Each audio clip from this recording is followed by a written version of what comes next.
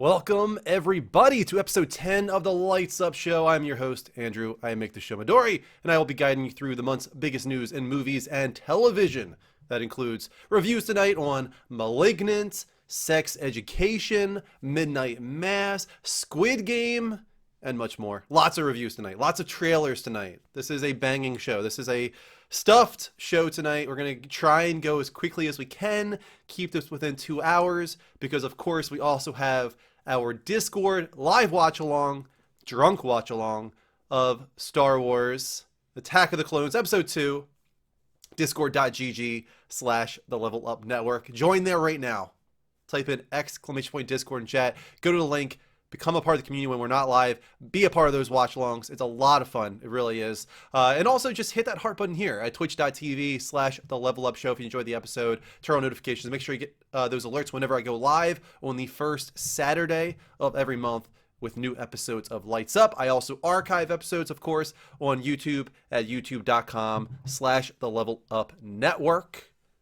We're going to get right into it because we do have a jam-packed show here. But welcome. We got Store in here. Kurtz, Sherry, I think I saw Mel was in here earlier. Yes, Mel was here.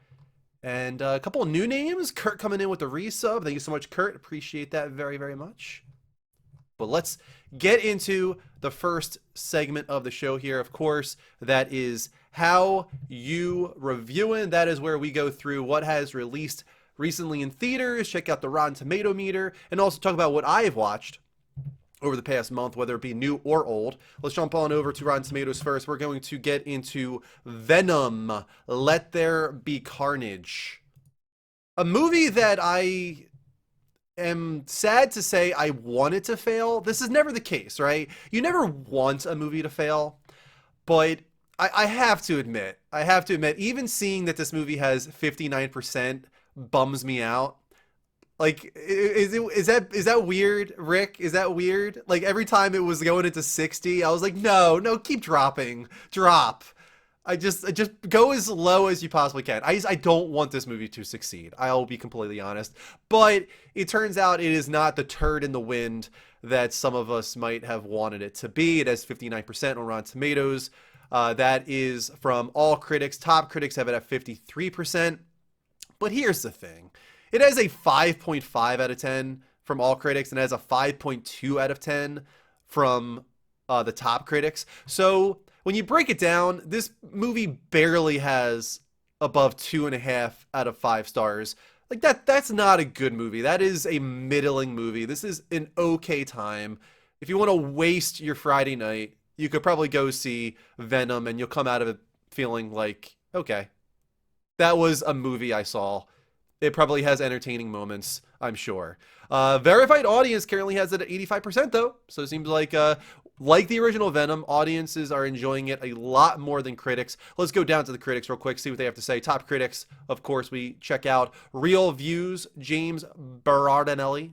In 2018's Venom felt like an afterthought. Then the sequel, Venom, Let There Be Carnage, feels like an afterthought to an afterthought. 2 out of 4. Let's go over to a positive review coming from Wall Street Journal.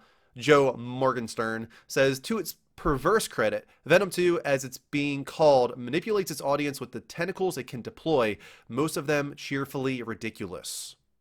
Back to negative, because I like those better. Richard Lawson over at Vanity Fair says, it is mostly noisy and flimsy and without purpose. A hasty response to the original's unexpected success and little else. Naturally, a third film is advertised at the end. Surprise, surprise. New York Post, Johnny Oleksinski, I don't know how to say these names, sitting at Venom, Let There Be Carnage, you quietly ask yourself, what have I done wrong? Is God punishing me? That's the kind of review I like to read right there. 1 out of 4 stars from Johnny Oleksinski with the New York Post. I like you, Johnny.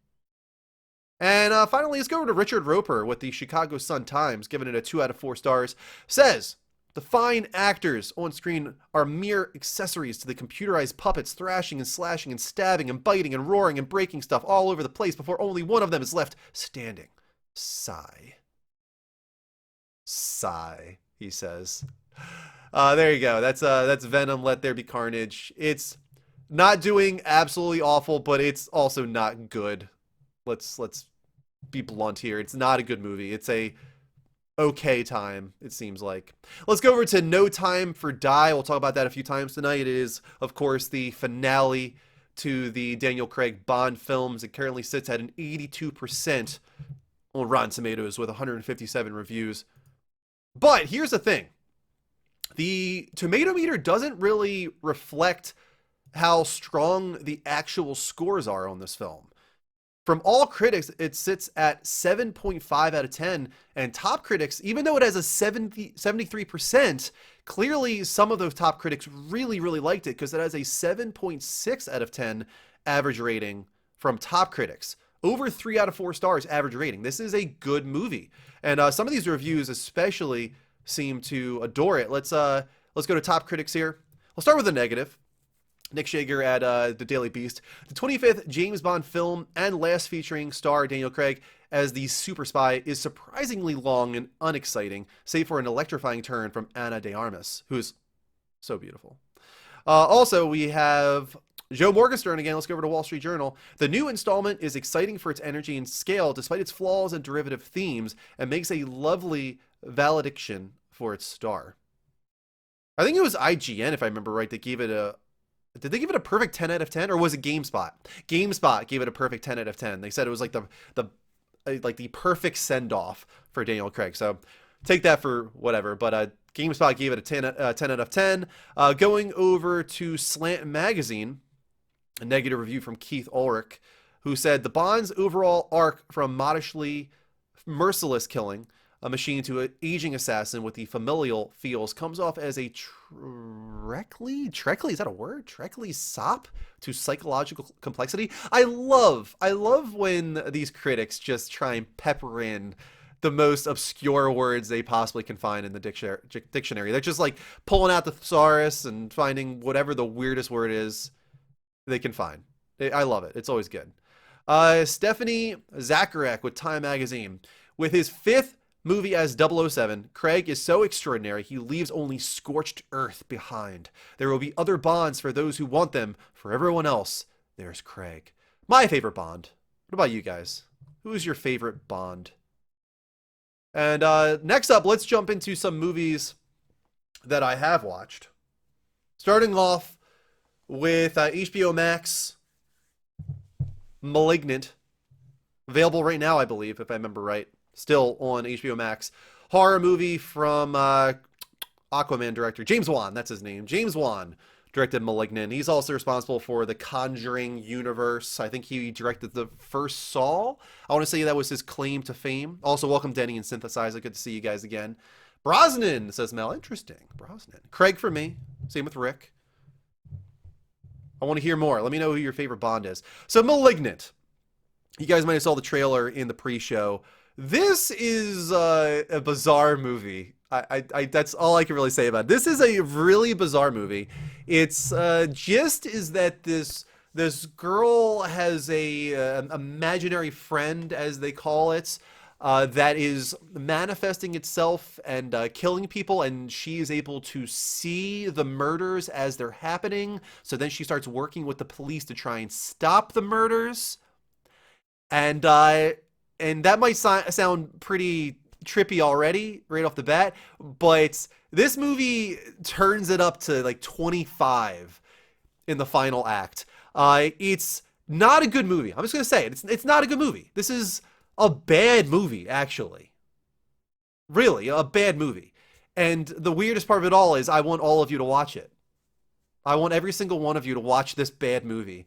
Because what it does in the final act is one of the most batshit insane things I've seen in a while. It's not necessarily like a twist that you can't see coming or this. There's certain parts of it that are certainly telegraphed, and I was able to guess parts of it too. But the way it executes the final act and how far it's willing to go with it, I couldn't help but respect the absurdity of it all. It's kind of wonderful in a so bad it's good kind of way. I want to say it again. This is not a good movie. I want to make that 100% clear. I do not go into this film expecting any semblance of high art or really even a good horror movie. It's not scary. I was not scared really once watching this movie, and I watched it by myself, 1 a.m. in the morning, pitch dark, in the family room by myself. I didn't get scared once. So it really fails on so many facets, but I still say watch it. I want you to watch it. I want to hear what you guys think of where this movie goes in its final act. If I had to give it a score, because it is so bizarre and over the top and crazy, and I enjoy it for that final act, I will give it 2.5 out of 5. That is generous. It really is. That's generous.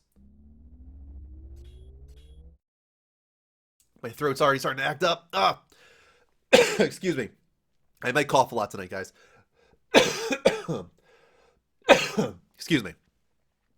But I give it 2.5 out of 5 stars with the notion that that is a rotten review. This would not be in the positive territory on Rotten Tomatoes. Not in the positive territory. This is a bad movie, rotten movie. But I enjoyed the absurdity of the final act so much that I would actually give it 2.5 out of 5 stars.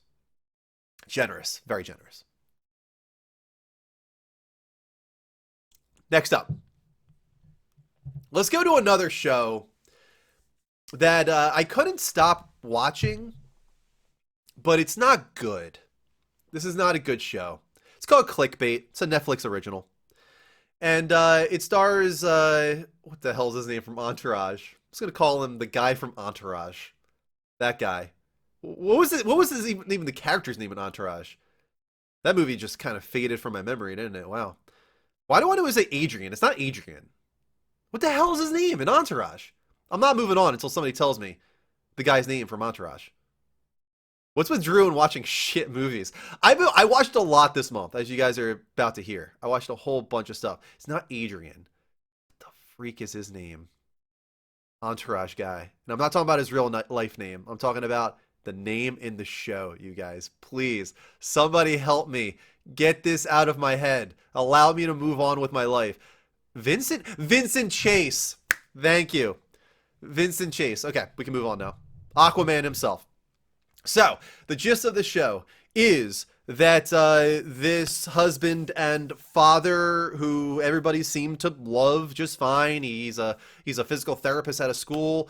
He shows up on some like dark web YouTube one day holding up a sign saying that he's abused women and that if the video gets to 5 million views, he's going to die. And spoiler alert, he's dead by the end of the first episode. So it's not really that much of a spoiler.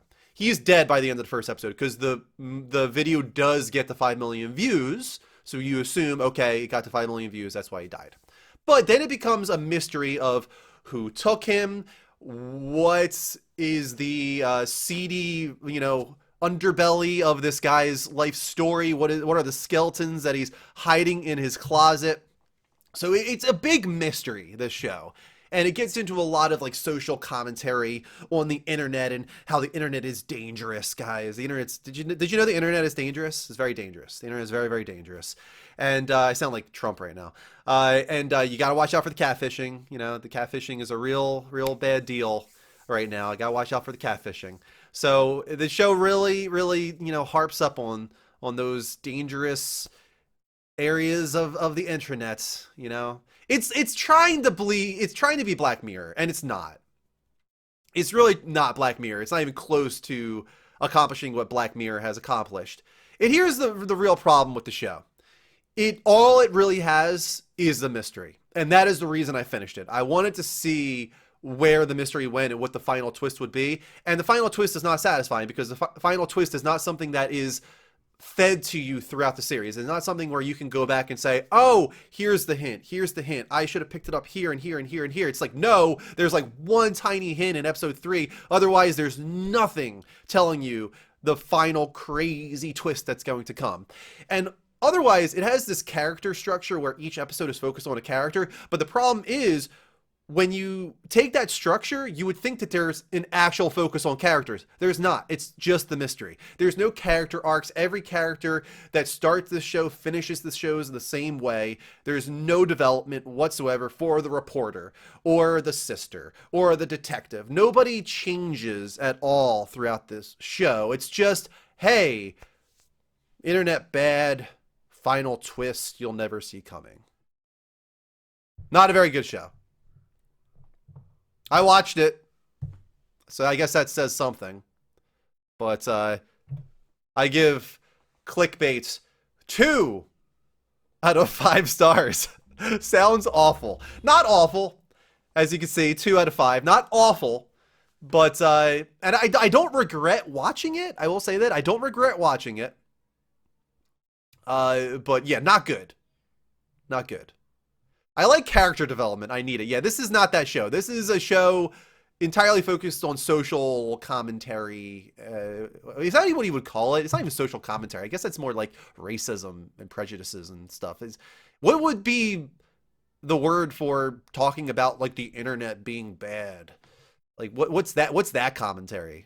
Technology commentary? I don't know. Somebody tell me what that is. Moving on. Let's get to some good shows. Actually, let's get to some great shows. Let's get to some fantastic shows. Starting off with Sex Education Season 3. You guys have probably heard me talk about Sex Education a lot by now. I love Sex Education. This is one of my favorite shows on television right now, if you want to call it that. It's on Netflix. Netflix original. And it just give you the gist of like what this series is about. You know, we're heading into season 3, so I don't want to tell you too much. But the gist is you've got your main character Otis here. His mother is a sex therapist. He is a sexually repressed child as a result of that. His mother and how she treats sex and how open she is about sex has actually caused him to sort of push it away. Also, what's something that's happened between his mother and father. I'm gonna have to start muting my mic.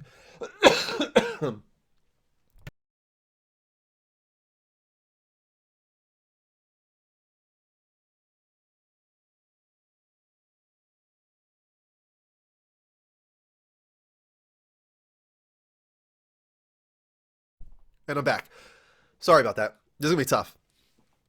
Okay, so something that happened between his father and his mother when he was young is also feeding this sexual suppression, repression, whatever you want to call it, that he has. So it's interesting that his school is hopped up on sex unlike anything you've ever seen. Like they call it the sex school. Everybody's having sex there. People are having sex literally on campus everywhere. Like there's just sex everywhere in the show. So a good reason to watch it right there. But he understands that a lot of the people having sex, the young teenagers having sex in the show, are not doing it wisely. There's a lot of misinformation being thrown around. The sex education in the school is terrible, absolutely awful. And he is very knowledgeable, even though he doesn't have sex and is kind of scared of sex. He's very knowledgeable about sex. So he opens up a sex clinic with this sort of punky rebel girl named Maeve that he has a crush on, and they start this sex clinic together where they're taking people's money for advice, sexual advice. And that's kind of where it all starts. And it's just this great, like, heartwarming show with a lot of great character drama, a lot of real life scenarios, and how it tackles those is really touching, whether it be abortion or homosexuality or sexual assault or adoption or any just all those territories. The way it touches on those is just really touching and humorous. And it's just got a really good heart at the center of it all. What's great about the 3rd season especially is that this new character comes in named Hope. She is the new headmistress at their school. They I think are in the UK. It's got this weird amalgamation of Western and Eastern or European sensibilities when it comes to how school is treated. You know what hell I'm dealing with right now? No. Are they locked in their rooms? They're freaking out. I locked them in their Let rooms them freak together. out. They're freaking out. Time for them to freak out. No, Evie's literally screaming out of her lungs. I'm scared. Like, I literally think she's... And I'm up there laughing. Sorry, guys. Hold on a sec. Like, do you hear this? I hear. What am I supposed They to need do? to They need to learn. They need to move on. They need to start sleeping by themselves. These children, you guys. Okay, well, I want to Put in your earbuds. Let them scream. I say. Let them scream. They've got to grow up eventually. Going back to sex education. Fuck them kids. I just can't. Like, it's like how many days am I gonna have to sleep in bed for 45 minutes with them every night? I just can't anymore. I can't. It's too much. They gotta grow up eventually. You know what? Specifically today, Allie did grow up. She turned 3 today. So it's time to grow up, Allie. It's actually Evie that's screaming right now. My sister went through this with hers. Yeah. It's tough. It's tough. You gotta break them. You gotta break them. I feel like we need to have a podcast about parenthood, you guys. Not easy. Moving on. So what I was about to say, this new character comes in, this new headmistress named Hope, and she's trying to bring the school back on course. They're losing their funding. There's all this negative stuff going on about the sex school in the news, and she's been tasked with fixing it. And she is, even though she's supposed to be this a young, hip woman, she's really backwards and sort of archaic in her ways. She's trying to bring them back like 50 years. Literally, like, they're trying to teach abstinence suddenly in the school, which makes no sense, as I'm sure all of you know.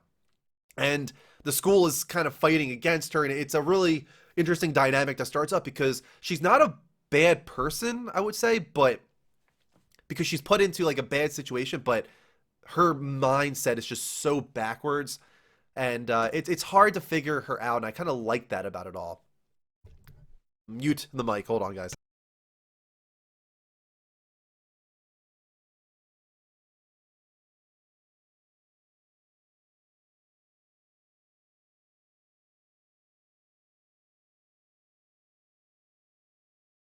Sympathy for the devil. Did you watch his synthesizer? Because at parts, I did think she was the devil.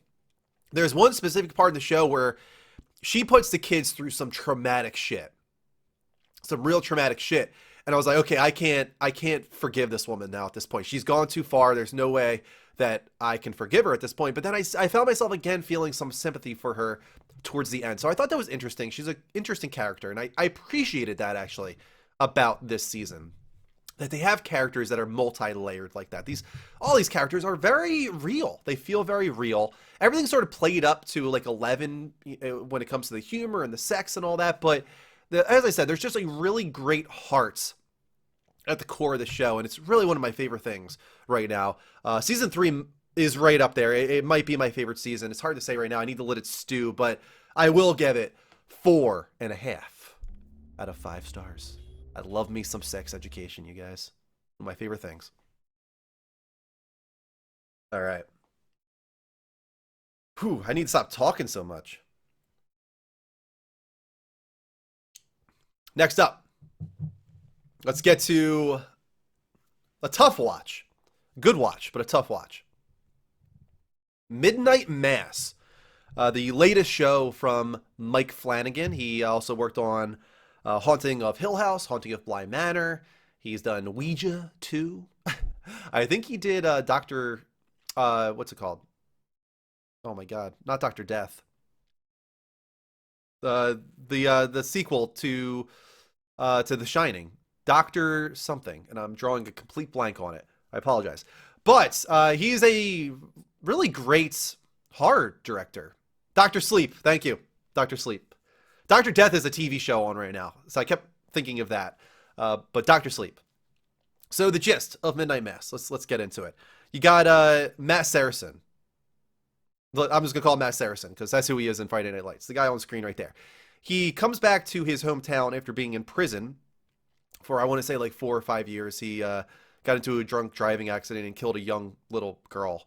Not super young. I think she was like a teenager, maybe in high school. But a terrible act, and He's a very religious person, as is everybody in the town he came from. So he tortures himself over this in prison, but comes back from it all not finding God, really more so finding atheism. So when he comes back to his hometown, it's sort of culture shock for him to be thrown back into this very religious, very, very religious neighborhood on this island that only has like 100 and something people. This island is falling apart. Everybody's leaving it, sort of dilapidated. It's not a nice environment, I want to say. But what's interesting is, God, is a Monsignor that everybody in the town loves goes on this pilgrimage and leaves, and is supposed to come back, but instead this young priest comes back in his place and says that Monsignor, he is not doing well and needs time to recover, and he's going to take his place for a few weeks. And that's when weird things start to happen in the town. Things that some might call miracles.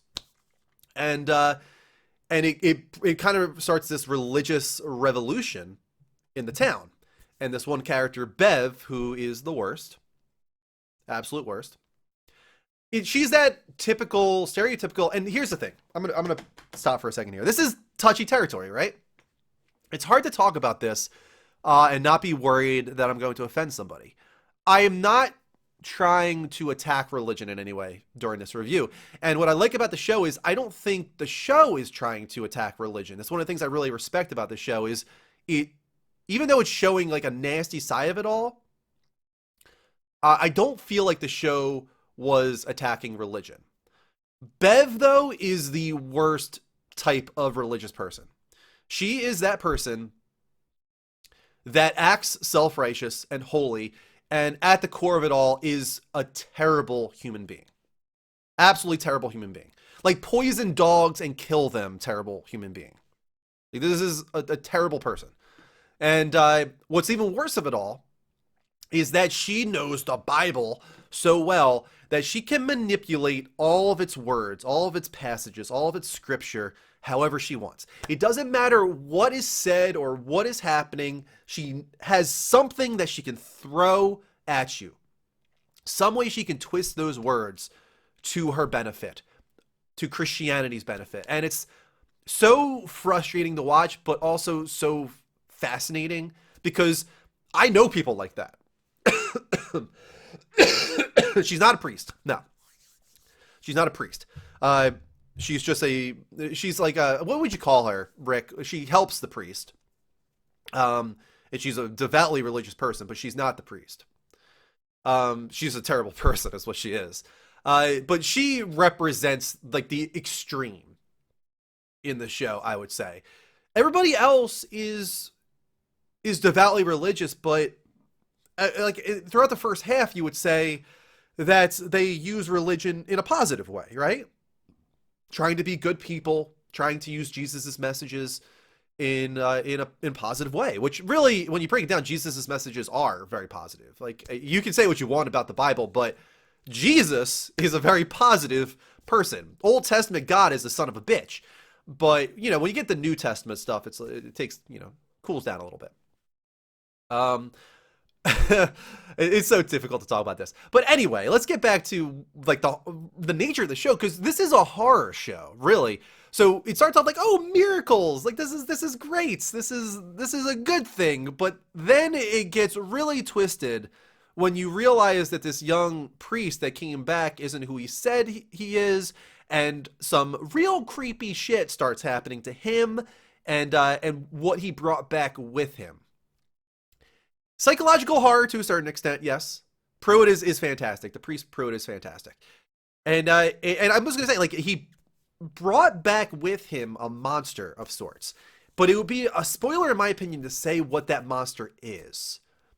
But the really what happens in the show in the second half is pretty crazy. It gets into some dark-ass territory, some gory, murderous territory, and it just keeps going with it. It by the final 2 episodes, this show is straight horror and has a great atmosphere to it when it all comes down to it.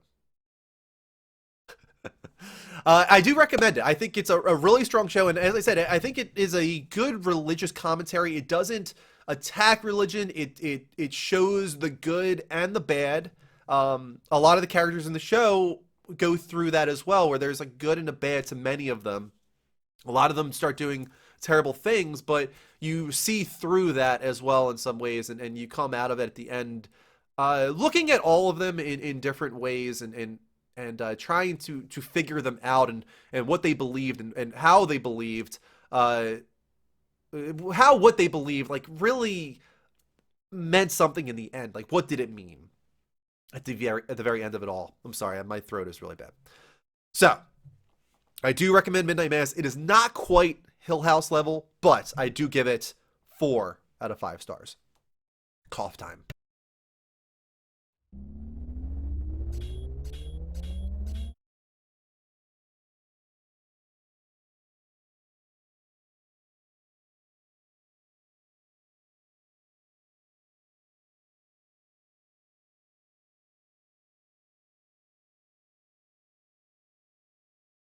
It's gonna be a tough show tonight, guys.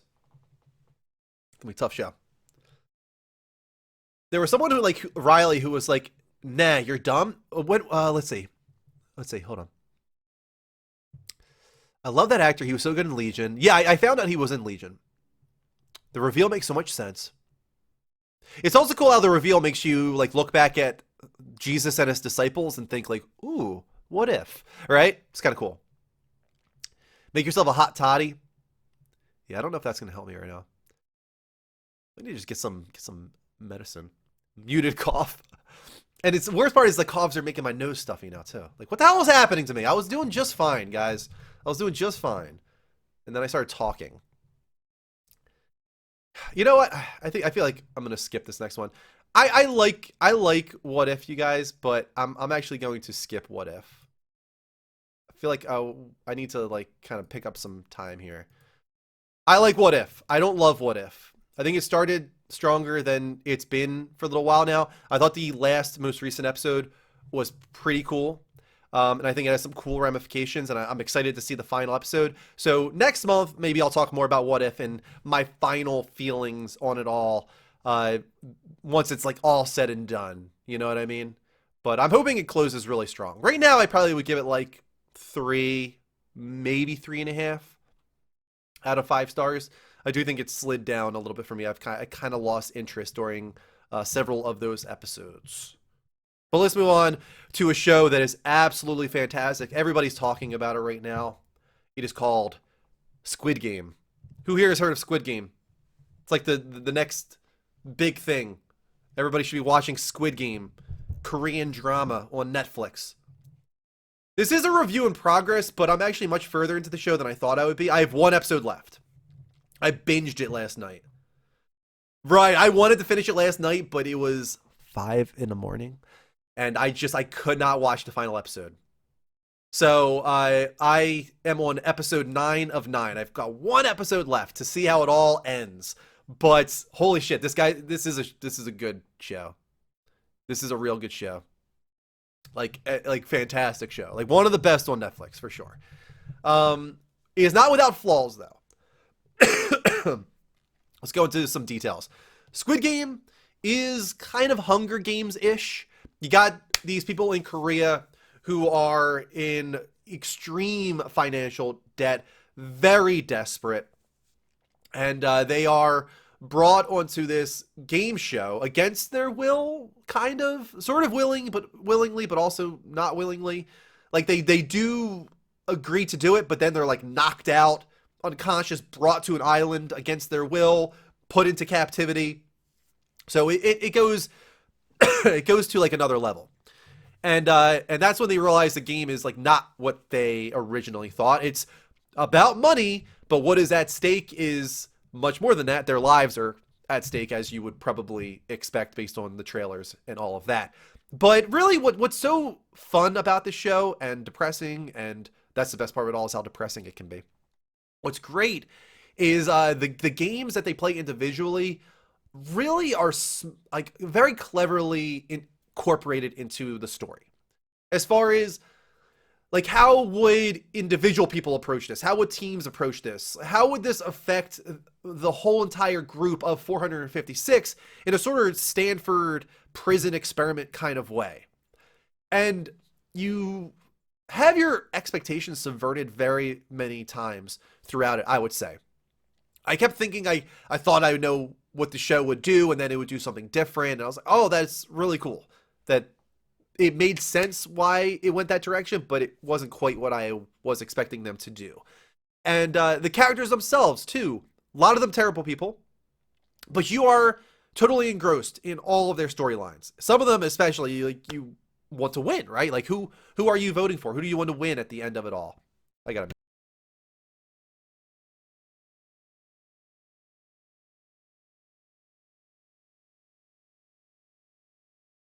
So in a way, it feels like you're watching a reality television show. It really does. It feels like you're watching reality TV, but it's this really cleverly executed drama and brutally violent too, and also humorous. It's got some cool dark humor to it all in a Parasite kind of way. It kind of reminds me of Parasite here and there in that dark humor that it has. I really don't want to spoil anything about this show. This is a great show. I would say if I had to give it some flaws, it is everything that is not the games and the characters in the games. I'm not crazy about the backstory behind that as far as what is the origin of the games, who created the games, who are the VIPs, this detective that is trying to crack the case open. All of that is fine, but it really is at a much lower bar, in my opinion, than everything else. It's not a major detriment to the show because it really isn't that much of a focus, in my opinion. It's there throughout every episode, but it's in the background for the most part, so I wouldn't really knock much off of my score based on that. I do have to wait for the final episode to see how it sticks to landing. I have a feeling I'm going to enjoy it based on episode 8 and the twist that happened at the end of episode 8. But as of right now, just so I can give myself some wiggle room, I'm going to go with a current score of 4 out of 5 stars. We still really don't know who they are, or rather why they run the games. Yeah, I don't think they're going to go into that, and I do hope they have a season 2. I don't know the final episode, so I assumed what you are saying right now, Synthesizer, so I don't consider it a spoiler. But yeah, I wasn't really expecting them to go into deep detail on why they run the games, and I kind of don't want them to. I don't know. I'm kind of enjoying like the mystery of all that. I kind of wish they would just leave it ambiguous. I just love all of the drama surrounding the players in the game. You know what I mean? I spent my sick day the other day binge watching an anime. Squid Game is tomorrow. Nice. Do it. It's a nice but lacking ending. Okay. We shall see. I will probably talk about that next month. Moving on, though. We do have one more thing to discuss. I'm going to try and go through this quick here. I watched a lot of Star Wars Visions. And when I say a lot, I think I watched 5 or 6 episodes of the group. Not all of them, but a good amount of them. And I got to be frank, I was pretty disappointed. I think you guys know that I'm not huge into anime. But I was excited to watch this to see all the different artistic styles. And I came away feeling like I didn't really feel that impressed by most of them. The first one's cool, the duel, but honestly, the artistic style was a little bit too messy for me. It was CGI anime, and it was really messy looking and kind of rough, and it was just a little too rough for me. It had really cool cinematography and cool moments, but the standout one is The Ninth Jedi, without a doubt. The Ninth Jedi feels like a pilot episode to a great Star Wars series that they should make. Honestly, I feel like they should make it. That is by far the best episode that I've seen. I liked the bride, the village bride. I thought that one was pretty cool. I liked something in Ocho with the bunny girl. That was a pretty cool one. Like the animation on that one. That was probably that and Ninth Jedi. I think had the best animation of the group. I hated the twins. The twins was like the cringy anime shit that I can't stand. Without a doubt, that was like total anime bullshit. I can't stand. Couldn't stand the twins. Which is a bummer because Alison Brie voiced one of the twins, and I was really rooting for her. But it's just so over the top, dumb anime dialogue and over the top voice acting, and honestly, I didn't even think the animation was that good. The premise is kind of cool, but I feel like they spent too long on it at the setup. Like I kind of just was, I don't know. That one didn't do anything for me, to be honest with you. Trying to think what the other ones that I watched. I can't remember. It's so far it's fine. Like it's not what I wanted it to be. I was kind of hoping to be a little more impressed with the animation and all of that. And the episodes are pretty short. The Ninth Jedi is the longest one I've seen, and unsurprisingly, that was my favorite one because it felt like they actually had meat on the bones there. Like the Ninth Jedi had a good setup. It had characters. It had twists. It had good action. Good animation. Oh, that was the other one, which I didn't like. Tatooine Rhapsody. I don't know. That one was dumb. It was a little too cutesy for me. I wasn't into it. I'm in the same boat, honestly. There are some really good ones, but I only loved like 4 of the 9. Yeah, the only one I would say I loved was Ninth Jedi. I thought Duel was good. I thought Village Bride was good. I thought Ocho was good. And that's probably it. So I need to watch more. But as of right now, I probably would give it like 2.5. 2.5 out of 5 stars. Tatooine Rhapsody was not good. Yeah, even the music, like they're a band, and like one of the central moments of the episode is that they play a song for Jabba the Hutt, and it's not good. No, they actually are not screaming. I do not hear the children. The children have stopped screaming. The music sucked. All right, I'm going to go to a commercial break. This will probably be like the first episode I've ever done where I'm taking 2 commercial breaks.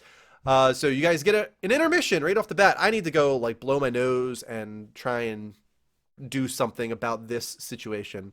So guys, I will be right back. Enjoy this trailer. Welcome back, everybody, to the Lights Up Show, episode 10.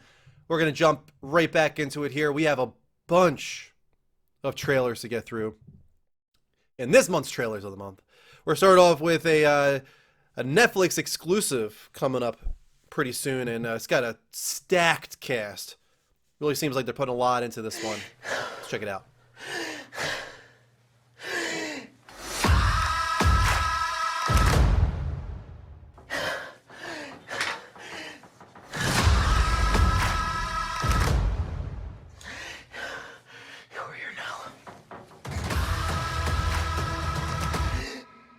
You are here now. You are here now.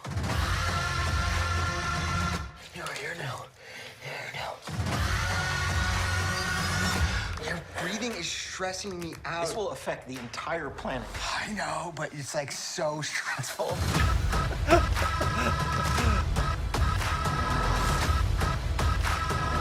Can I get that one? Ariana Grande? Two What? more glasses of white wine, and I don't need the judgy face. There's a comet headed directly towards Earth. Do you know how many the world is ending meetings we've had over the last 2 years? Drought, famine, hole in the ozone is so boring.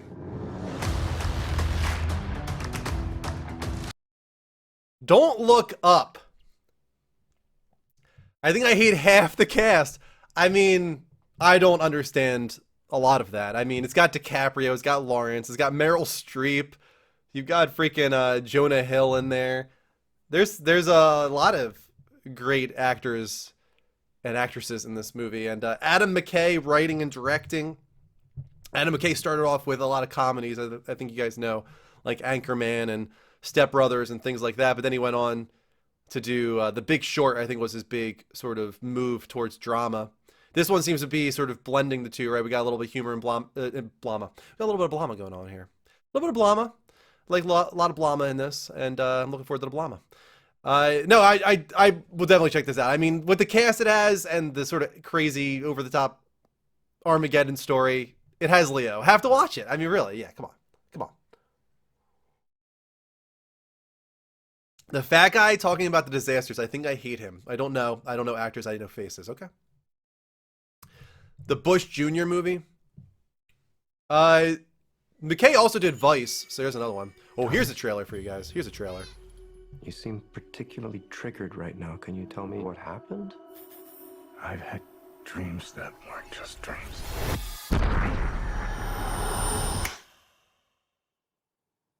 Am I crazy? We don't use that word in here.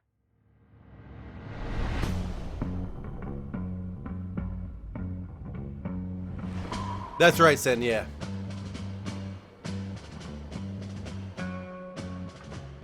Hi. Have we met? One pill makes you larger, and one pill makes you small. And the ones that mother gives you don't do anything at all. Go ask Alice when she's 10 feet tall. Time to fly. And if you go chasing rabbits, If you want the truth, Neo, you're going to have to follow me. and you know you're going to fall. The only thing that matters to you is still here. I know it's why you're still fighting and why you will never give up. You don't know me. No?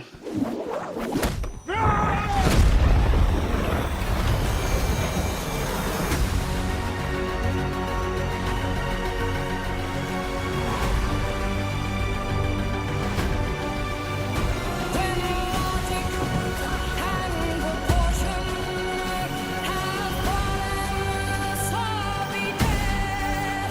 And the white light is talking backwards, and the red queens are overhead. Remember what the Dharma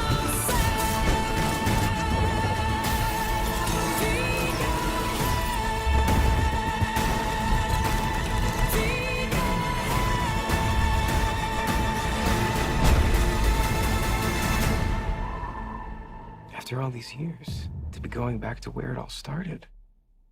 Back to the Matrix. Yeah, I don't know, man. I don't think it looks like a cash grab to me, honestly. If they wanted to do just a cash grab, because let's be honest, all movies are cash grabs, right? Any movie that is a blockbuster is a cash grab. There's no such thing as a blockbuster not being a cash grab. But in the context that you're using it, I don't think it is, because they've waited how long to do this movie. If it was a cash grab, they would have done it a long time ago. You know what I mean? And also, we don't have confirmation that that is young Morpheus. There's a lot at play here that could be going on. I mean, they clearly don't remember each other, Trinity and Neo, but they have this connection. So have the machines recreated them, in coding at least, to fight for the machines? Or have they been created to fight something else, like another external threat that's a new threat? Maybe the humans are bad now. Who knows? There's a lot of routes this could go. But I don't think it's as simple as, oh, that's young Morpheus. I don't think it's going to be that simple.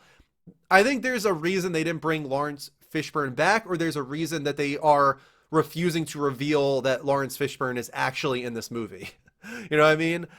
He says that he's not. He acts like he's disappointed that he's not in the movie, so maybe he's just truly not in it. Right, I still say that doesn't matter though, Sin. I mean, there's a bunch of red herrings they can do here. A lot of the people that have already seen the movie are saying so, that this movie is not what a lot of people are expecting it to be, and that's going to make it very polarizing. I wouldn't be surprised if Neo and Trinity aren't like the main characters of this film or something like that, and people are going to be pissed off that they like fridged them or something. I have a feeling this is going to be like a very progressive, like Matrix movie or something like that.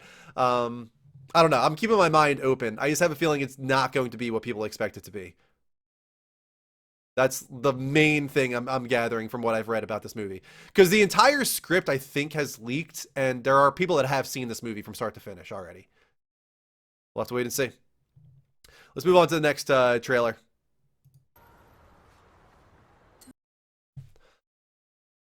Sneak peek. Spoiler alert. West Side Story.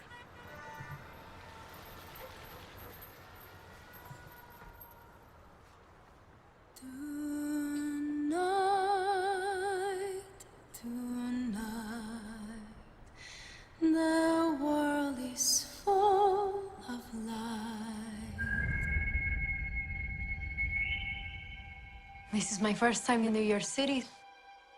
I want to be happy here. I want to make a life, a home.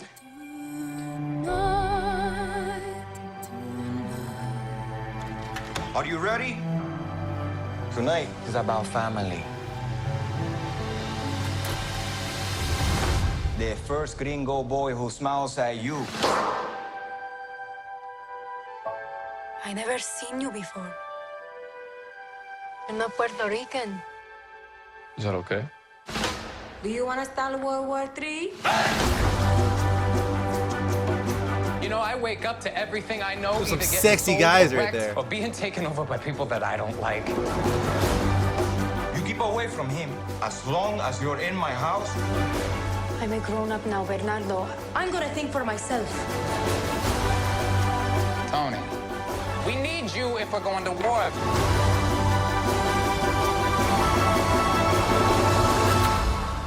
Who are you? Friend or foe?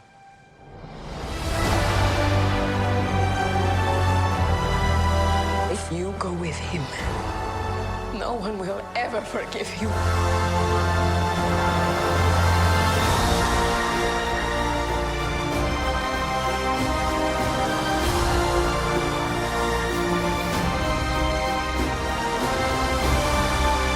Life matters even more than love.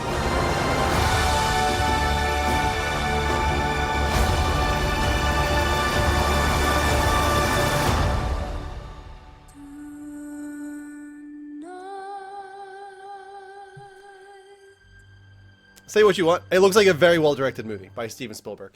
I agree that West Side Story does not have my favorite music in musicals, but that's not why I like West Side Story. West Side Story is just a great movie. Like, you know what I mean? Like, it tells a great story. It's a great twist on Romeo and Juliet. The original is fantastic. And I think that's the main problem here is, like, the original holds up really, really well. I don't think this movie is needed. That's okay. You know, lots of movies are made that aren't needed and turn out to be just fine, if not great. The movie doesn't need to be needed for it to be great. So I'm going to keep an open mind on this one. I want it to be good, but it's interesting too. Like, yeah, there's nothing in this besides her singing Tonight at the beginning that tells me it's a musical. There's lots of dancing, but you can certainly have plenty of dancing without it being a musical. So I'm curious if that's confirmed one way or the other, if this is a musical or not. Does anybody know? Is this a cyberpunk game actor? I think you're thinking of Keanu Reeves, and he's in The Matrix. I don't know. If you're talking about Ansel Elgort, I don't even know how to say his name. It's like Ansel Elgort or something like that. It is a musical? Okay. He was also from Baby Driver and all that. I don't think he's in Cyberpunk. I'm not sure if you're referring to somebody else, though. Moving on. Let's go to another trailer. Next up. You guys are going to be surprised I included this, but it looks really good in my opinion. Is she here yet? Not yet, ma'am, no. Then she's late. Yes, she is late.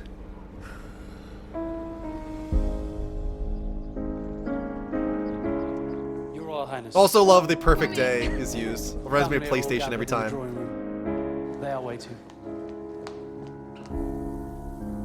3 days. She's almost unrecognizable to me in this role. They're getting quite serious about you. So stand very still and smile a lot. They know everything. They don't. Mummy, what's happened to make you so sad? Well, here, in this house, there is no future. Past and the present are the same thing. Diana, they can't change. You have to change. You have to be able to do things you hate. You hate? There has to be two of you. There's the real one and the one they take pictures of. Diana, for the good of the country. For the country.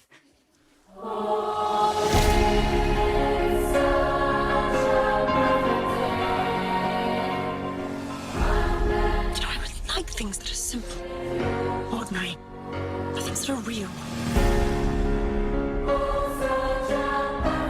There's no hope for me. Not with them. Fight them. You are your own weapon.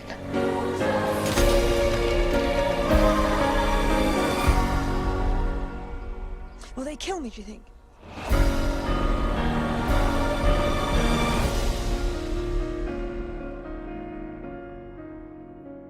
So what a lot of people don't realize is this is not a historical take. This is actually an alternate history take where, as far as I understand, this is a story where she doesn't die, which I think is fascinating that they're doing this. I could be wrong on that, but that is what I've read. I've read that this is an alternate history take where she doesn't die. So I kind of really want to see this. Kind of reminds me of Once Upon a Time in Hollywood in that way, where it's going to end differently. It's going to be like this build up to what you expect to happen, what we all know does happen.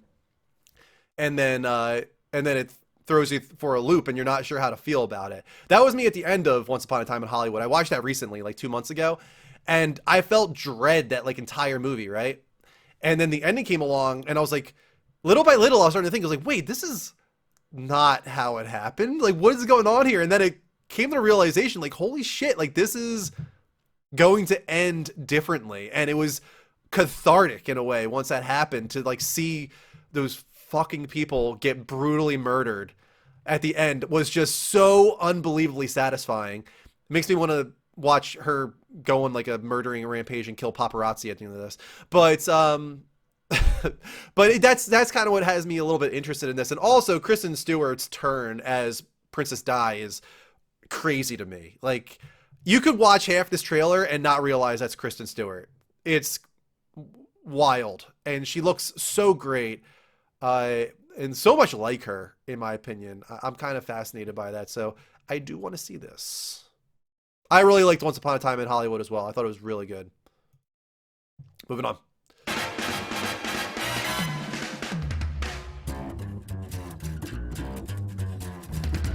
I think it's time we blow this scene. Get everybody in the stuff together. Okay, 3, 2, 1, let's jam.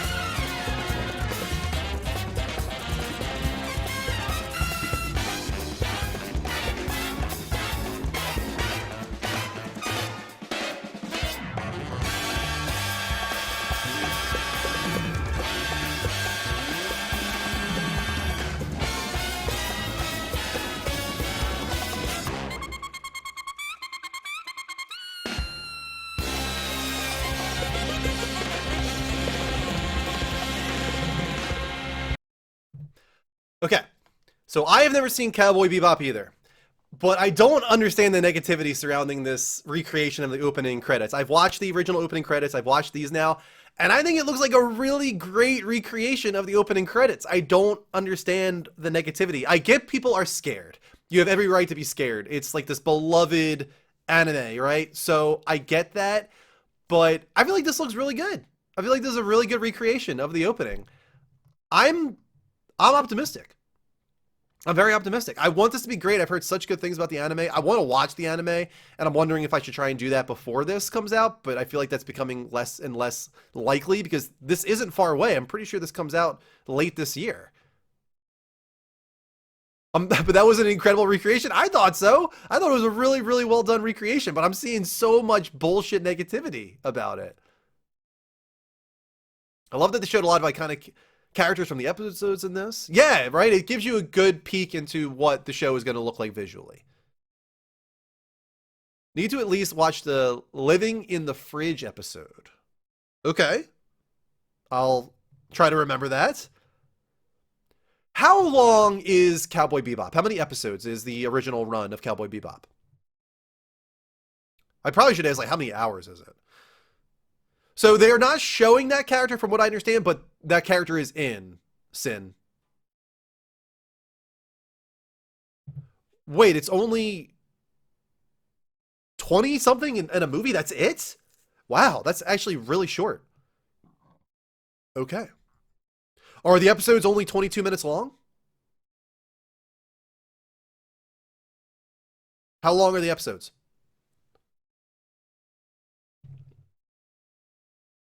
22 minutes and only 26 of them. Okay, that's doable. That's actually very doable. Okay. I might give it a try. We'll see. Let's keep it going though. 25 minutes? Okay.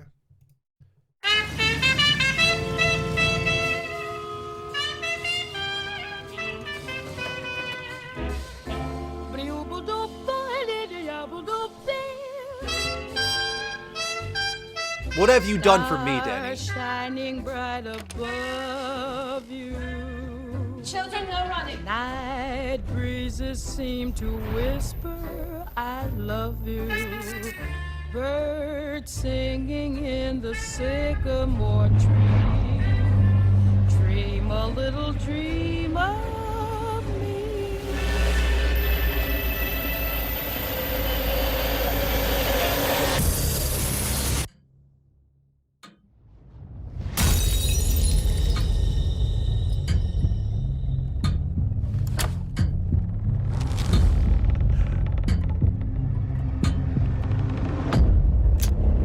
Could you maybe clarify what sort of clues we're supposed to be looking for here?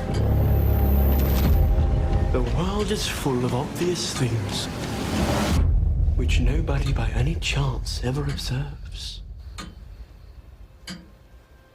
These kids are getting old.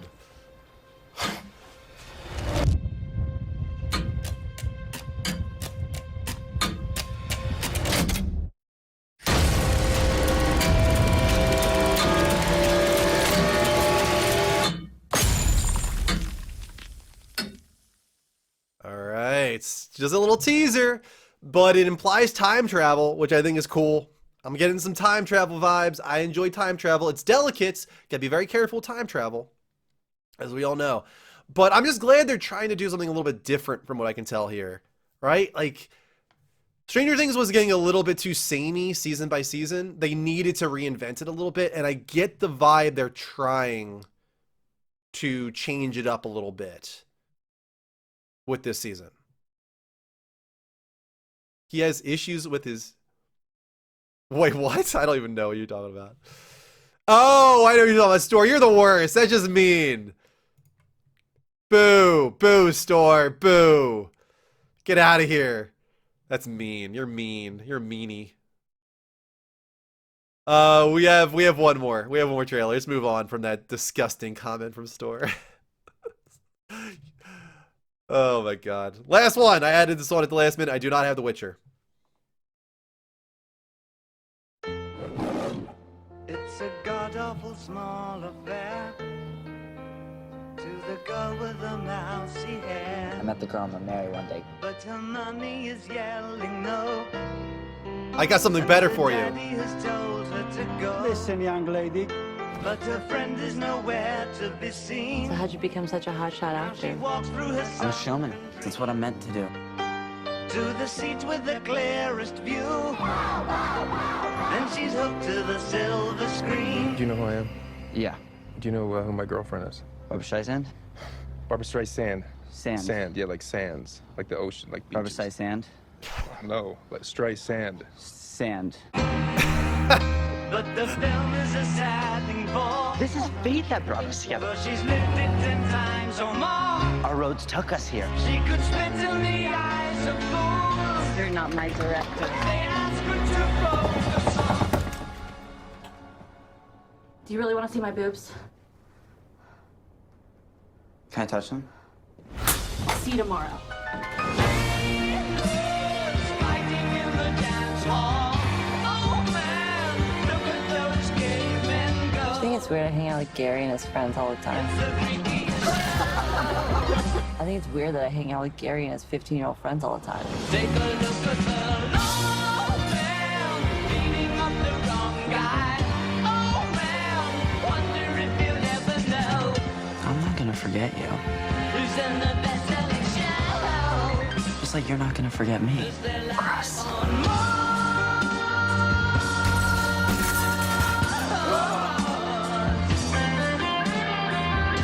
Roll sound. Roll camera A. Roll camera B. Parking. Action. I'm coming that thing!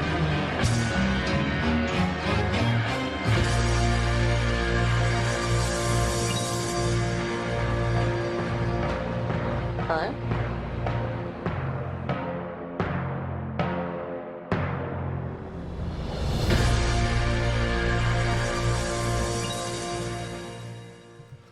That probably seems like the most random trailer, but it's Paul Thomas Anderson, so come on.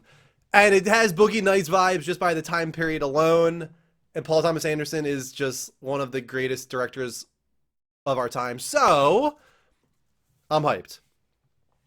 And it's also got Philip Seymour Hoffman's son. That's just cool to me. I think it's so cool that he's in this movie and that he's an actor now. And Philip Seymour Hoffman, of course, was in, I think, a few. Let's see, he was in The Master. He was in Boogie Nights. What else was he in from Paul Thomas Anderson? Are those just the two he was in? Or was there more? Store, what do you want me to say? I'll see that because I love Paul Thomas Anderson. Exactly, right? Exactly. The name of the movie here in Brazil will definitely be another one. It won't be called Licorice Pizza? No? I have no idea what that's all about. Why this movie is going to be called Licorice Pizza. But I'm hyped. I'm excited. Let's move on. Next up, let's get into our community-focused segment of the show. Utilizing our Discord, of course. It is called In the Spotlight. You guys can get on our Discord at discord.gg/thelevelupnetwork. Post a hard-hitting question for me to answer live on the show, like Norwegian Yeller Store did. He said, or asked, do you think we should remake good old movies or remake bad movies to try and improve them? It's a good question. It's a simple question, really, I think, in the end, but it's a good question. I think it's, I think the sort of boring answer is it depends. I don't think there's anything wrong with remaking good old movies, but there has to be something that is gained in the process. If you're just going to do Psycho, the remake of Psycho, and it's a shot-for-shot remake, why? Who gives a shit? Like, it makes no sense. That remake makes zero sense. And it's a worse movie than the original, really, honestly. Good, but then there are remakes of old movies that were already good, and you can certainly have the remake be good as well. The thing is, there are a lot of people that are just not going to watch good old movies, right? So why not remake it for a new generation? Why not get the little kids in to experience this great story that they're not going to watch because it's in black and white or whatever? So that's one side of the story right there.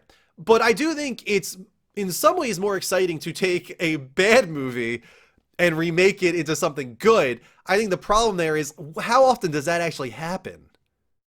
Like, I was actually thinking about it. Like, can you guys tell me a bad movie that was remade and now is a great movie because of the remake? I'm really struggling to think of one. What is a great remake of a bad movie? I love the idea of it. I would love to see more of that. But I don't think of it. I'm gonna like do a little Google search here. Good remake of a bad movie. Let's see. All I'm seeing is the worst remakes. 20 best movie remakes of all time and 10 worst. All I'm seeing is like top 10 worst movie remakes. Can't do super old black and white stuff. So there you go. Yeah, and I get that. That's fine. That's kind of like people that can't go back and play Final Fantasy VII OG. It's amazing. It holds up really well in my opinion. I think it's still an undeniable classic. But I'm not going to tell somebody that says like I can't do it, that they're wrong or they're stupid or they need to get over it. Like no, if you can't get past the chibi Lego block graphics and the meaty sounds and an old soundtrack, like okay, that's fine. Now you have the remake, and unfortunately the remake isn't a true duplicate of the original in this case, but still, you get what I'm saying. Let me look at the 20 best remakes of all time. Let me see the list here and see if any of these... Ooh, that's a good example. The Fly. A very different movie. Not at all like the original, but I do appreciate that. That's a good one right there to bring up, Resonance. Because the Fly remake is fantastic. Absolutely fantastic. Another one I would say is actually The Thing. There you go. You just said it as well, Resonance. The Thing. I've never seen the original Thing, though. So I'm not sure. I actually can't say if the original Thing is any good. But the new Thing... Oh, I shouldn't say that because there was another Thing after the Thing. There's a third Thing after the second Thing, which was the remake of the original Thing. But... the Kurt Russell The Thing is one of the greatest horror movies of all time. So there you go. No matter how good or bad the original is. See, I wouldn't call the new Dune a remake of Dune. Dune is an adaptation of the novel, not a remake of the 1990s movie. So I wouldn't say that. Oh my God, the Kurt Russell remake, it absolutely slaughters the one that came after it, without a doubt. No way. Oh, of course. God, freaking Omaha World Herald. You won't let me look at your damn story. I pay you money. Get out of here with this shit. Oh, here we go. 20 remakes that are better than the original movie. The Fly. There you go. The Maltese Falcon. A Star is Born. There's been a lot of remakes of A Star is Born. That's like just like, hey, let's just keep remaking this movie. The Man Who Knew Too Much. An Affair to Remember. Invasion of the Body Snatchers. That's a good one. Invasion of the Body Snatchers, the 1978 version, is a very good horror movie. Scarface is a remake. I forgot Scarface is a remake. I've never seen the original, though. The Fly, Scent of a Woman, Bram Stoker's Dracula. That's a great one to bring up. True Lies. True Lies is a remake? Kind of. It's kind of a reverse, is what I'm reading here. Insomnia. I didn't know Insomnia was a remake. There's a lot of movies I didn't realize are remakes. Yes, I finished my Squid Game review, but I have not finished the final episode yet, Bomber. So we reviewed the first 8 episodes of Squid Game. And I think it's freaking fantastic so far. I can't wait to watch the final episode. But yes, I did finish my review of Squid Game. At least what it is so far. Django is God tier. Is Django a review? Ooh, that's a good one, Denny. Invisible Man. The latest Invisible Man was really good. I really like that. Again, like, would you call that a remake? Like, what? How do you define remake? We're getting into some interesting territory here because that is just a completely different interpretation of Invisible Man. That's a reimagining of the Invisible Man. When is it no longer a remake? You know what I mean? I've heard that a few times now. I keep seeing people bring up Alice in Borderlands or Alice in Borderland in comparison to Squid Game. So I think I might try it out. I've heard that a few times now. Thank you for the suggestion, Bomber. Way better than that Kevin Bacon trash. I think it's hilarious that you brought up the Kevin Bacon Hollow Man, which isn't even called Invisible Man, but there's a bunch of other Invisible Man movies too. So yeah, this is a tricky question. It gets into interesting territory, but I did appreciate it. So thank you again, as always, Store, for your question on this month's In the Spotlight. You guys can do like Store did. Go on our Discord at discord.gg/the Level Up Network. Go to the hashtag In the Spotlight channel. Submit your hard-hitting questions for me to answer on next month's episode of the Lights Up Show. All right, I'm going to take another short commercial break, get some drinks in me, try and soothe the throat and clear out the sinuses so that we can get through the top stories of the month and have plenty of time left for our watch along of Attack of the Clones. So hold on tight. We will be right back. Welcome back, everybody, to episode 10 of the Lights Up Show, our movies and television talk show, live on the first Saturday of every month. Make sure you never miss an episode by following here at twitch.tv/The Level Up Show. Turn on notifications. Make sure you get alerts whenever I go live on the first Saturday of every month, of course. If you're watching the archive on YouTube, please hit that subscribe button, turn on the bell, make sure you get alerts when we upload future videos, and of course, become a part of the community when we are not live. On Discord at discord.gg/The Level Up Network. We got about 25 minutes to get through the top stories of the month so that we can get to our watch along of Attack of the Clones on time. Let's get right into it, starting off with number 8 story of the month. I did not see that there was a new trailer released, but let's talk about The Witcher and the fact that it's going to get a 3rd season. We haven't even gotten season 2 yet. We don't have season 2, but they've already confirmed that we're going to get a 3rd season of The Witcher.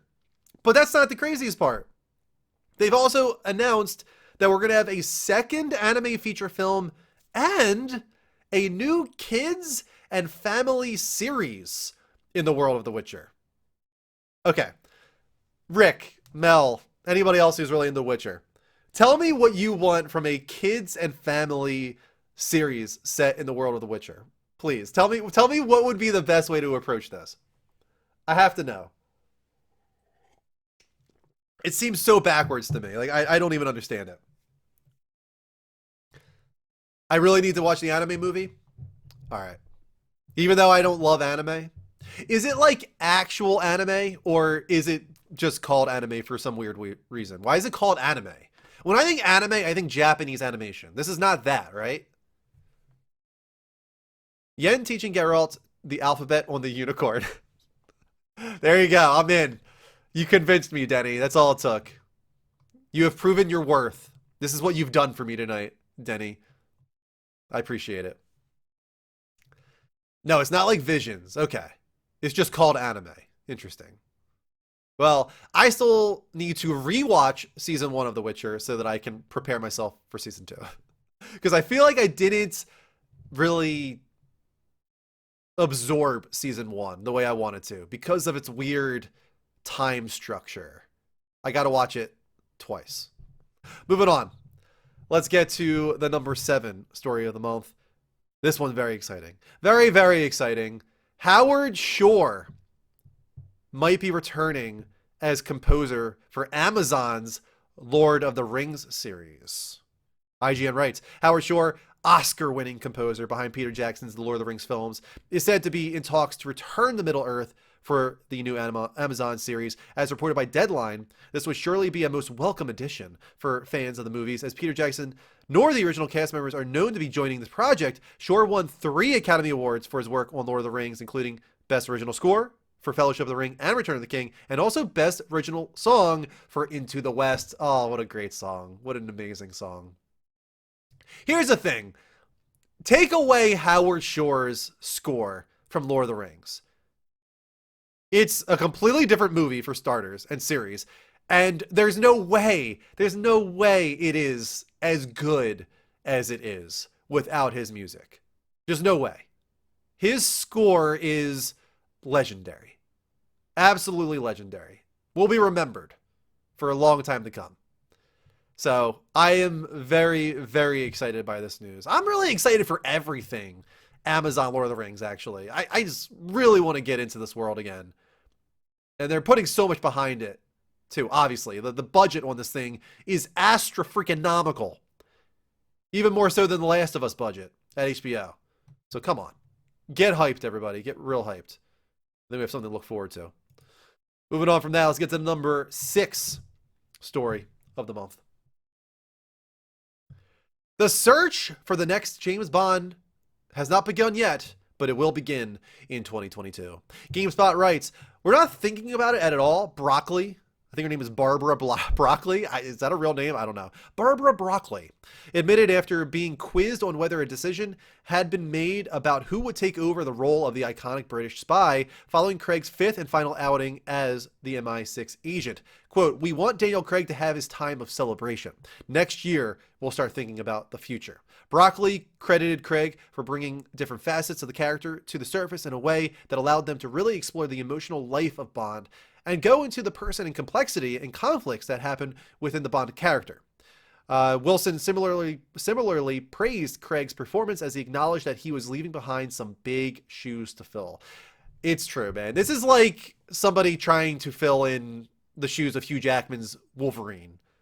This is tough. This is going to be real tough. I don't think it's quite as difficult as Hugh Jackman, who played the role for 20 years. When did Casino Royale come out? Actually, now I'm curious. Casino Royale came out in 2006. So it's been 15. It's been 15 years. Wow. 15 years of Daniel Craig. Is there any other Bond that went on that long? I don't think so. That's got to be the longest Bond run, right? Damn, that's crazy. And he was so good. He was so damn good in the role. It's going to be hard to top that for a while, I think. We'll have to wait and see.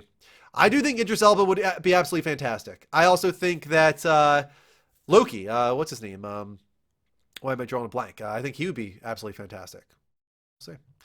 Netflix has finally shared some better viewership numbers for its most popular shows.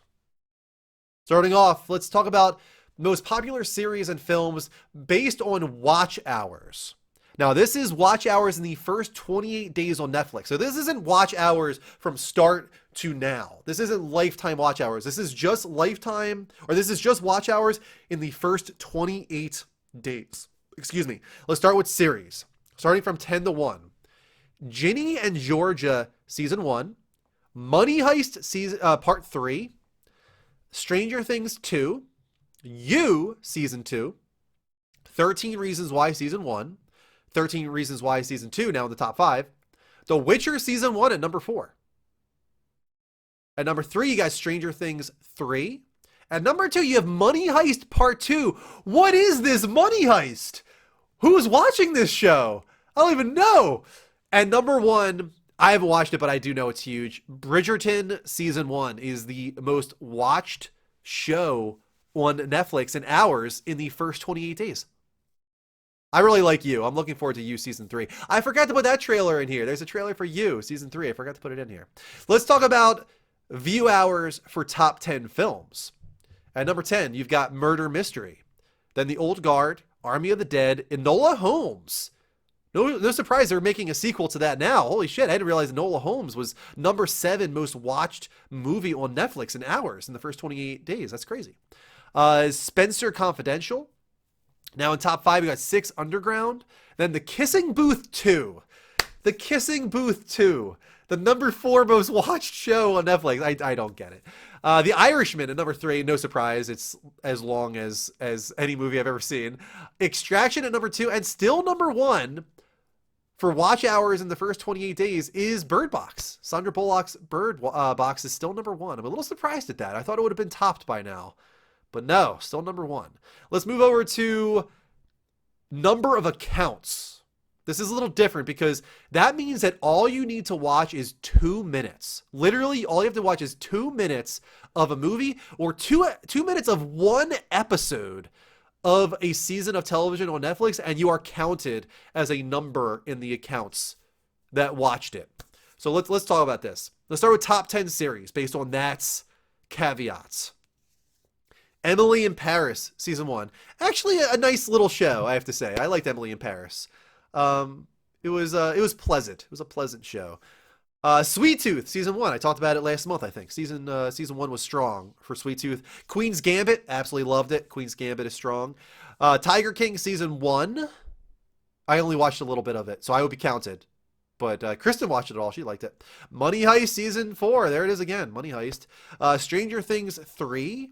Sex/Life, Season 1. Never even heard of it. What is Sex/Life? People are just watching this for 2 minutes to see if it has sex in the first 2 minutes. That's got to be what's going on there. The Witcher Season 1 at number 3. Lupin Part 1 at number 2, which I need to watch. I've heard a lot of good things about Lupin. And number 1, in accounts as well, Bridgerton Season 1. Number 1 in both accounts and view hours. Pretty impressive. Going over to movies. Fatherhood. I think that's the one with... Why do I always forget his name? Oh my God. Why do I want to say Kevin? The comedian. Little black guy. He's just a little guy. What is his name? Why do I always forget it? I feel so bad about this. I always forget this guy's name. Kevin Hart, thank you. Oh my God. Army of the Dead at number 9. Project Power number 8. Enola Holmes number 7. Old Guard number 6. Murder Mystery number 5. 6 Underground number 4. Spencer Confidential number 3. Bird Box number 2. So when you go by number of accounts, Extraction actually takes the number 1 spot. There's a lot of shows that are very popular and movies that are very popular that I have not watched on Netflix, clearly. What about you guys? Have you guys watched even half of these things I just mentioned on Netflix? I have not. Actually, I'm lying a little bit. When you go to top 10 series based on view hours, I've watched Stranger Things 2. I've watched You Season 2. I've watched 13 Reasons Why Season 1 and 2. I've watched Witcher Season 1. I've watched Stranger Things 3. So I've watched 6 out of 10 on view hours for top series. So that's something, I guess. Let's go to the number 4 story of the month. Christopher Nolan. His next movie is actually being shopped around. He is not going to be sticking with WB. He is shopping this thing around to a bunch of different places, a bunch of major studios, and we now know that it's going to be about the making of the atom bomb.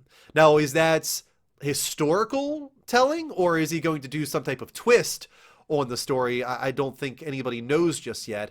But it's focused on J. Robert Oppenheimer's part in creating the atom bomb. It's reported that Nolan may be shopping the film around to other studios. Deadline said that several of the major studios in Hollywood are now reading the script. It's untitled.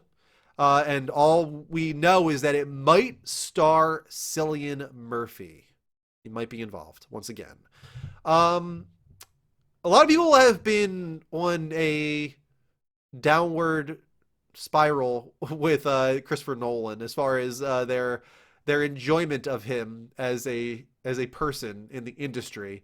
A lot of people fed up with his views and his forceful nature when it comes to Tenets being in theaters, trying to get people back into theaters even during COVID. It's a little pretentious, I guess you could say. Maybe I would agree with that, but I want him to get back to doing movies like The Prestige. That's what I want. I miss that. Interstellar's great. Inception's great. Tenet didn't do it for me. You know, Dunkirk, I don't know. It's forgettable to me. I want something like The Prestige. That's what I want. But I have a feeling we're going to get another Dunkirk out of him with this. It's going to be like just a historical retelling of this this moment in history with the creation of the atom bomb, which could be great. Don't get me wrong, could be great. Just not really what I want him working on necessarily. You love Dunkirk? Yeah, I don't know. Just forgettable to me. I didn't dislike it. Don't get me wrong. I did not dislike it. It was a fine movie, very well put together, very loud. It just didn't stick with me. The Batman, reportedly set to spin off Colin Farrell's Penguin character to an HBO Max series. Series centered on the Penguin for HBO Max. Variety is reporting. This project is in very early development, according to Variety sources. Farrell himself has been approached to star, but hasn't signed anything just yet. Laura LaFranc, who worked on Agents of S.H.I.E.L.D. and Pulse and Chuck, is attached to write the script for the show. And Matt Reeves, director on The Batman, he is going to be executive producer with Dylan Clark. It's reported that it's going to be about his rise to power in Gotham. I agree, it is strange. I think it's very strange. I'm not sure how I feel about it, really. But I'm just excited that this month we're getting a new Batman trailer, you guys. I cannot wait. It's been so long. It feels like it's been forever since we got this trailer that's up on screen right now. It's been at least a year and a half, right? It's got to be. When did we get this trailer for the Batman? It feels like forever ago. But we're getting a new trailer this month. Oh my God, I'm so excited. Can't wait to see more. Can't wait. Moving on, let's get into some video game, movie, and TV news. And number 2. First up, kind of mentioned it really quickly on Lights Up show, but Agent Carter's Haley Atwell is going to voice Lara Croft in Netflix's animated series for Tomb Raider. They're calling it anime again. I don't know why they're calling it anime, but they're saying anime series. It was first announced back in January. It will follow Lara Croft's adventures after the events of the Crystal Dynamics reboot trilogy. So that ended with Shadow of the Tomb Raider up on screen right now. It's going to be after that. So that's interesting. Love Haley Atwell. Excited for her to take on this role. I do think she's a very good fit for the character. Moving on from that, another thing we talked about on Lights Up, or on Level Up, we got the Nintendo Direct, and through that Nintendo Direct, we now have a lot of the voice cast on the Super Mario movie. Let's go from bottom to top here. Charles Martinet will be involved, the original voice, not original, he's been the voice of Mario for a very long time.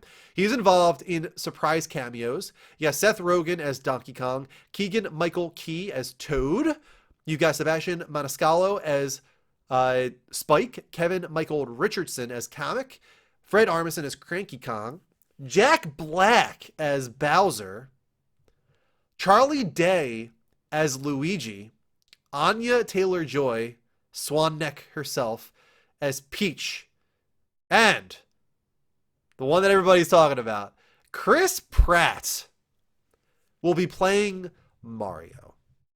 I'm going to say what I said on the Level Up show. He is not the physical presence of Mario in this movie. He is simply the voice of Mario. So the question becomes, what is the direction they're going with this movie? What are they trying to do? Is he going to be doing like a satirical, tongue-in-cheek, over-the-top Italian accent? He's not going to be going, wah, yahoo! He's not going to be doing that. I can't imagine. Maybe he does it once or twice. But like, I don't think that's what they're going for here. So, like, what did he do in his audition that made Miyamoto and what the hell are their names? The guys directing this that worked on Lego Movie and all that. What did he do that was like, yeah, this is our guy? Because that's what everybody should be thinking about. They shouldn't be looking at it and be like, what, Chris Pratt? This is ridiculous. He's not Italian. They should be thinking, what did he do that impressed them? That's what I'm thinking. So I'm like intrigued by this. I want to know what happened in that audition. And finally, let's move on to something very, very, very exciting. Put it up on the big screen here. We got our first look, an actual photo here from The Last of Us series for HBO. We might just be looking at the backs of these characters, but it's crazy how much it feels like Joel and Ellie just with this image. The hair, like his posture, the backpack on both of them, like it's especially him.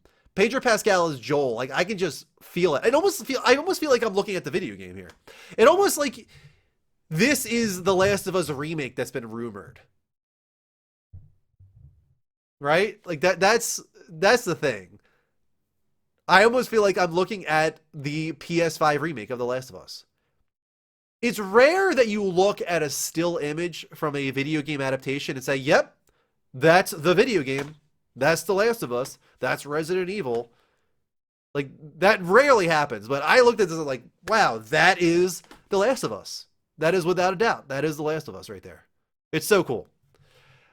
Very excited. That is actually not the #1 story of the month, though.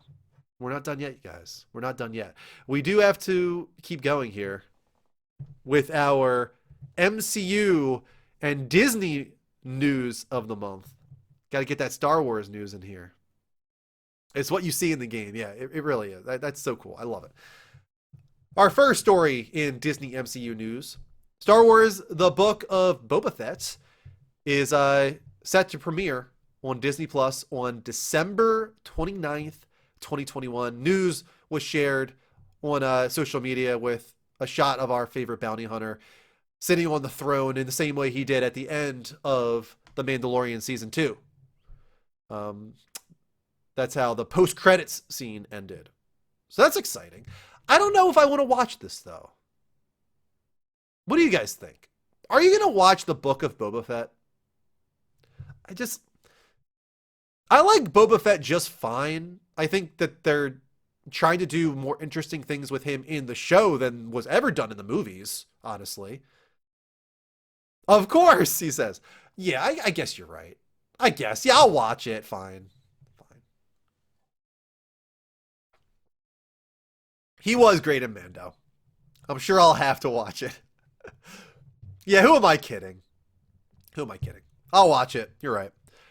Moving on from that, MCU has a special coming to Disney Plus on the anniversary of Disney Plus. And I think this is really cool, actually. Not just because of this individual story about the MCU special, but the impression I get that every year we're going to have November 12th, Disney Plus anniversary for like cool announcements and releases.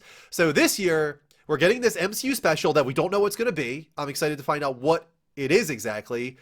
It's going to just celebrate the Marvel Cinematic Universe is all it says. But on top of that, that day we get Shang-Chi and the Legend of Ten Rings. We get Jungle Cruise. We get Home Sweet Home Alone. And more coming to the service that day. So November 12th, moving forward, is going to be this really exciting day for Disney Plus. And I just dig those kind of things in general. It's why I dig PlayStation Experience, and I want them to bring it back. Like these celebrations of the services. Something to look forward to yearly and be like, yeah, we're going to get awesome announcement for Disney Plus this month. Woo. So that's cool. That they're starting a precedence there. But really the number one story of this month, in my opinion, is what I want to talk about, you guys.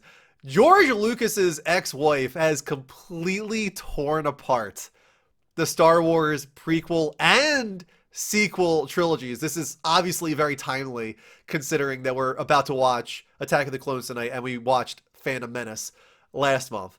So Disney Star Wars sequels certainly have their fans, but Marcia Lucas doesn't count herself among them. The Oscar-winning editor behind the original trilogy and ex-wife to George Lucas makes her thoughts on the sequels very clear in a scathing foreword to the book Howard Kazanjian, A Producer's Life.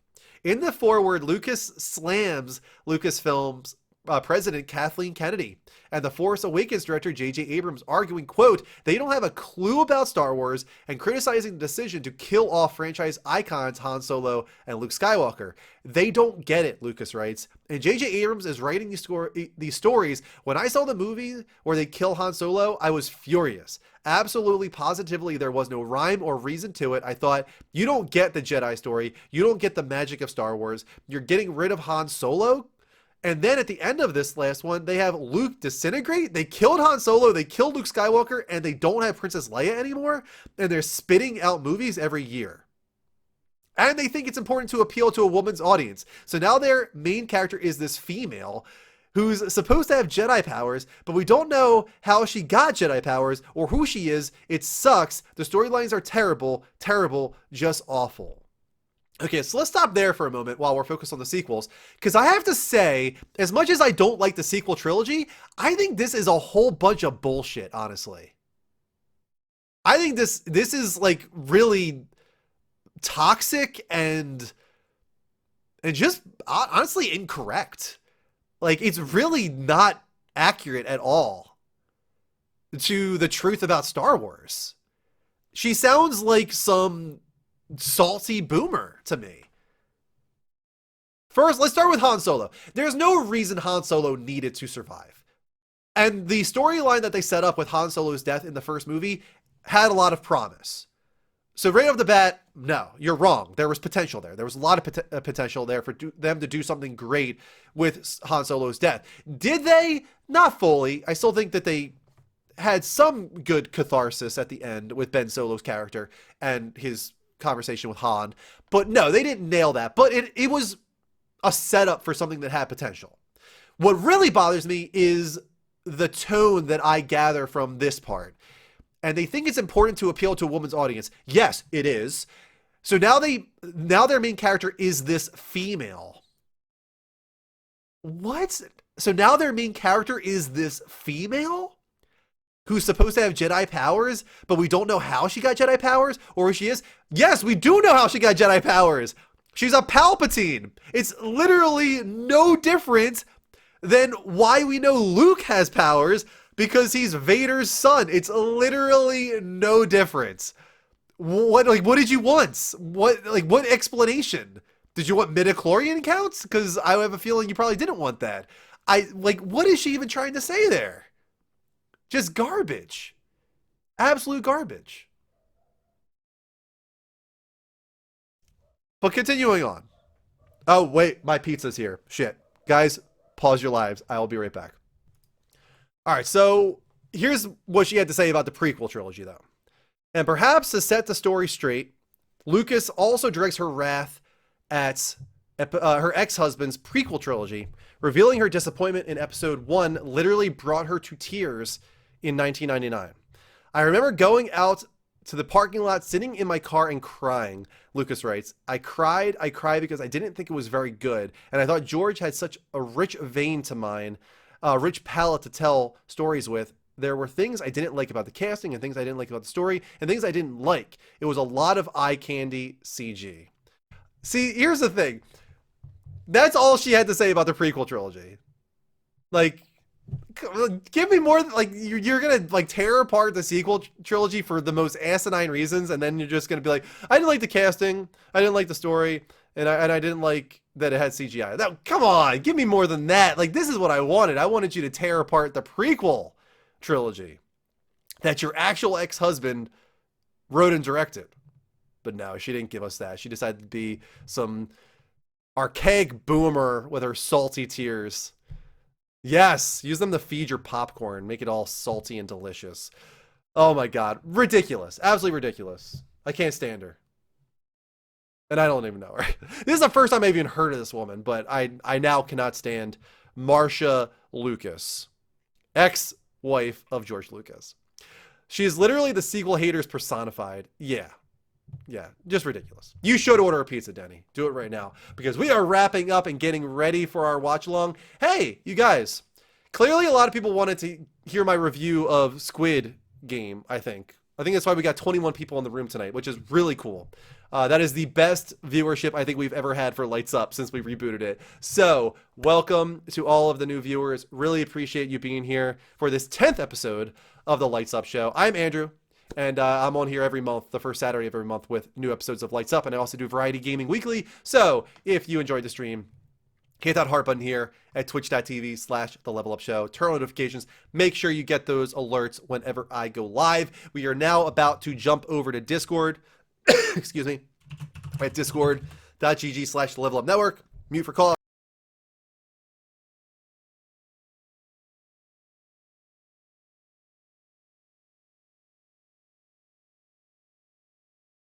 I'm glad I muted because I sneezed as well.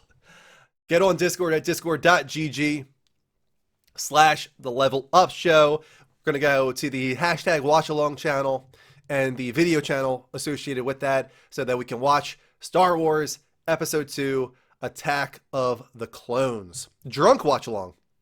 Oh, speaking of, do we have a meme list? Did you guys get that done, Meme King and Queen? If you did, you're going to need to send me a meme list. Either that or I need rules. We're going to need rules for this drinking game. So I'm going to get all prepared. It is 10 o'clock on the dot pretty much. I got to go get my drinks and all that good stuff set up. So you guys jump on over to Discord after watching a few trailers or an intermission, and I will see you all soon. If you're heading out, hope you're back next month for Lights Up. Until then, take care, and as always, don't forget to level up, everybody.